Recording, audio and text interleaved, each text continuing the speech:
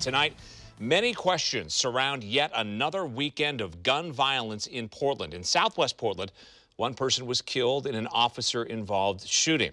Then, just an hour later, a shooting at a protest in northeast Portland left one person dead and 5 others hurt.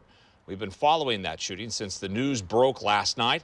Fox 12's Connor McCarthy takes a closer look at where the investigation stands and shows us a tense scene this afternoon when protesters were allowed to take over a police news conference. More than 12 hours after a mass shooting here at Normandale Park, there's still evidence of a chaotic night. You can see on the ground there's police tape right over here, as well as medical equipment from paramedics to help treat the wounded. But as you can see behind me, the park is calm today with families and dogs joining a Sunday afternoon.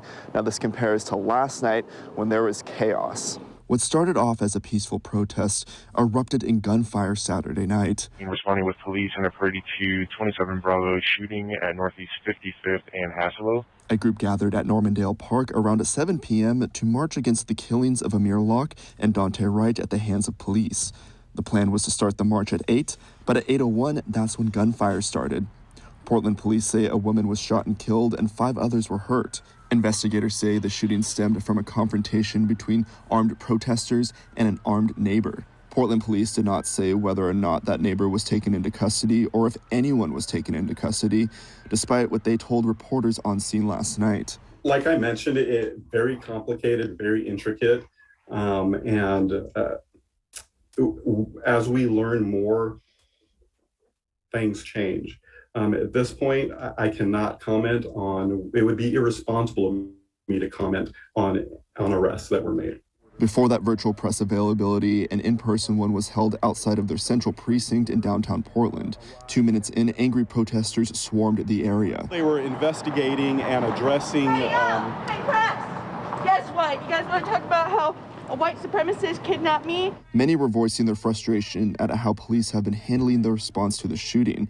Some claim to have been at the protest Saturday night, but when asked for interviews, they declined to go on camera. Police say protesters at the scene left without talking with detectives, but some did return to Normandale Park Sunday for a vigil in honor of the woman who was killed they say was a protester that night. Police still have not confirmed if the victims were protesters, but city leaders are condemning the shooting. Mayor Ted Wheeler and Portland Police Chief Chuck Lavelle say they're closely monitoring the situation.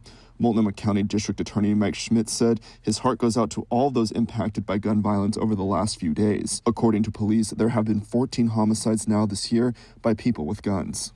Portland police say they are still investigating this mass shooting, and they're asking anyone in the public who is in the area on Saturday night to come forward with information that might help lead to more information being released in this investigation. In Northeast Portland, Connor McCarthy, Fox 12 Oregon.